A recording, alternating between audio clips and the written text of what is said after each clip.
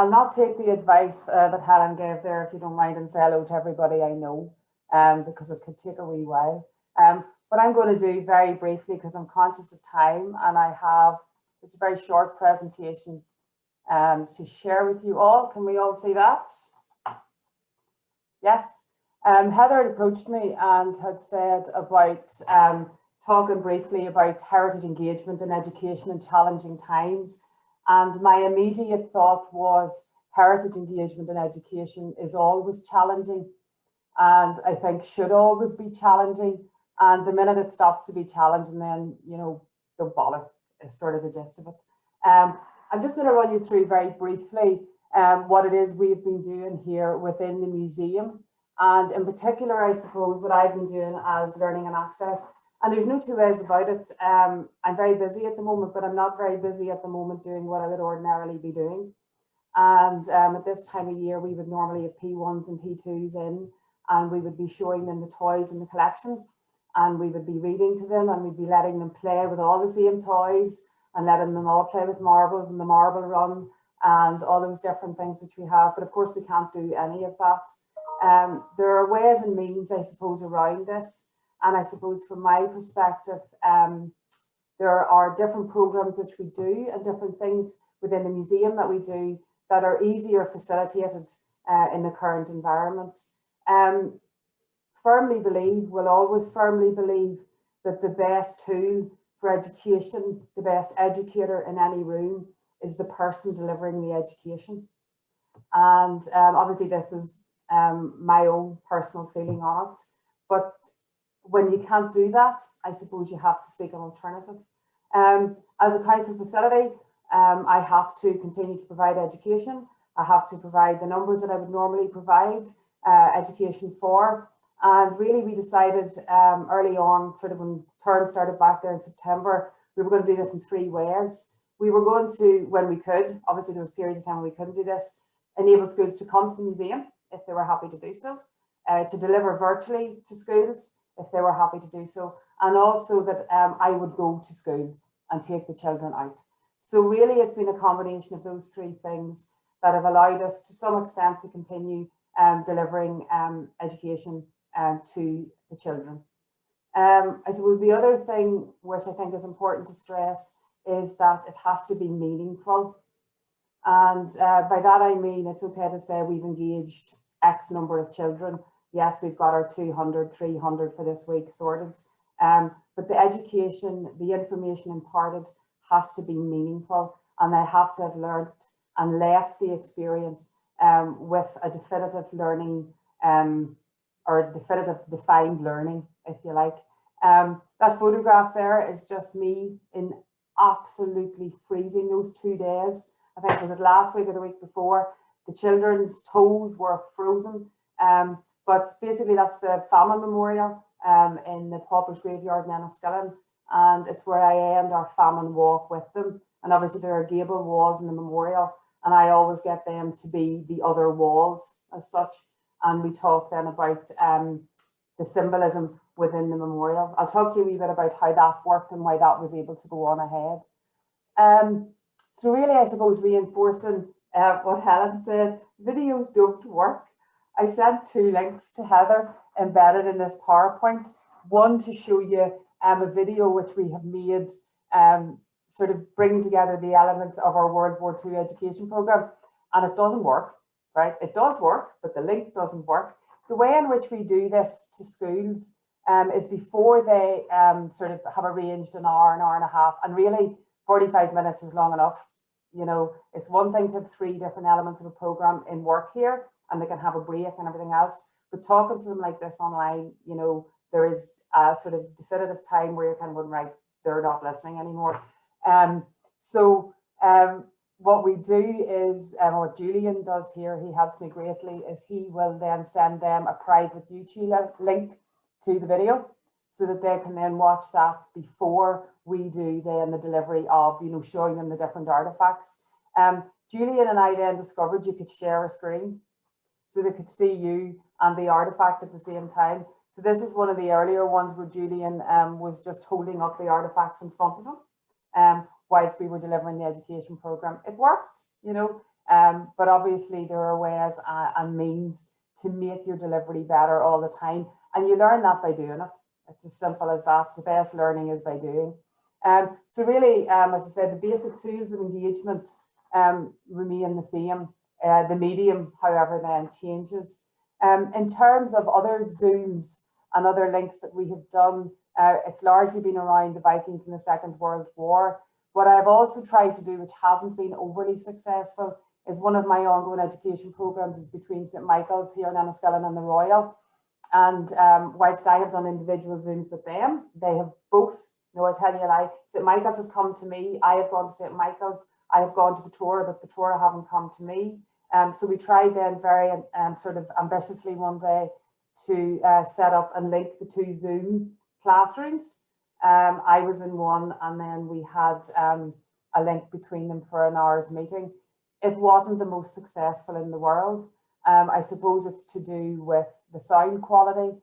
It's also to do with, if it weren't for the students in the room, sometimes the teachers, maybe, sorry, Mr. Hall, aren't overly au fait with the technology. They are so now. But it's great, you know, when somebody's in the classroom and they're like, can you see me? Sort of thing, and you're going, yes, we can see you. You know, so it's kind of learning all about those different things as you go along.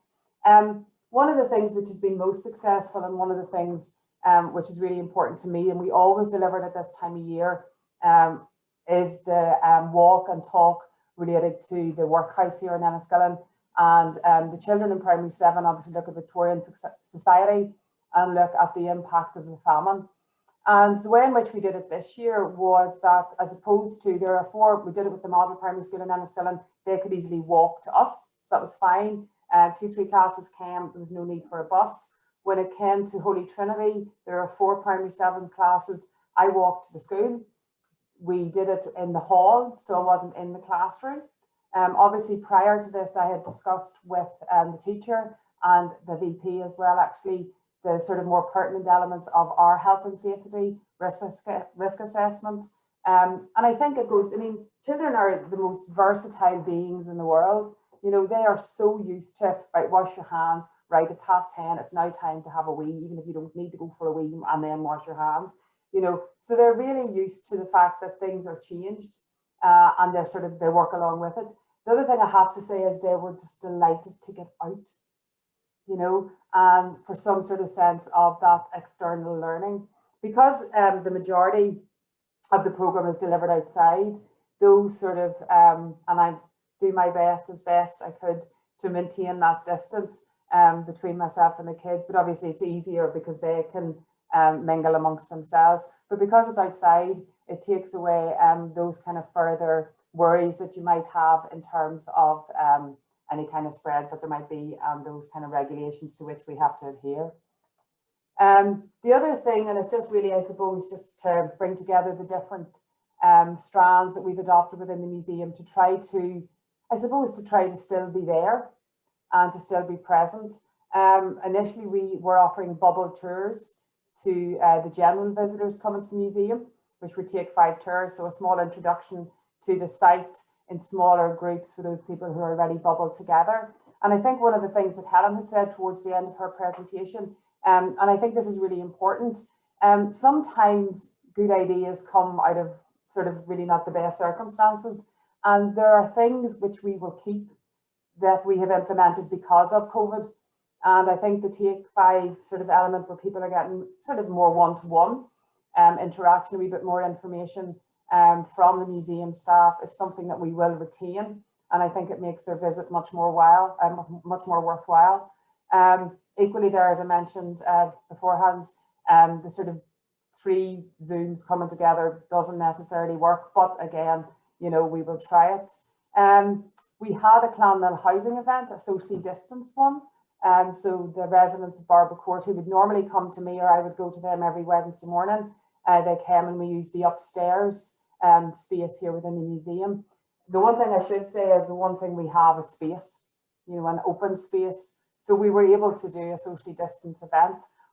That said, and I'm not too sure, it might have been Lizzie at the beginning mentioned, whilst you can be as clear with people that they have to remain a certain distance apart, you know, people of a certain generation, well, all people, you know, these are guys in their 70s and 80s, and we are keeping them socially distanced, and, you know, they're then walking across the yard and they're nearly hugging each other, you know, and sort of hanging off each other walking across the yard. And it's very difficult, you know, but you have to kind of say, you know, can you, you know, sort of separate yourselves out. So that can be challenging in itself. I see Jim is in the audience there. We had a consultation with himself and a few others in terms of a trail which we're developing. And again, we did that with one person at one table in a big space, and, you know, sort of very strictly adhere to everything we're meant to adhere to. One of the things that I can't do at the moment, and it's not important that I can't do it, it's far more important that other people can't get into nursing homes than me, but obviously it takes away from my ability to deliver reminiscence and to be involved in the collection of oral history. I have established, this again is in relation to the workhouse project that I'm working on, some one-to-one contacts, and the good old telephone, you know, that teenagers can't use apart from to text into, but not to speak into, using that. Another, I suppose, the most important thing which engages most people, and again, go back to what Helen said about Facebook, you either love it or you hate it. We have, throughout this, used Facebook to, I say we, I am the only person who will agree to do a video in the place. Everybody else goes, no.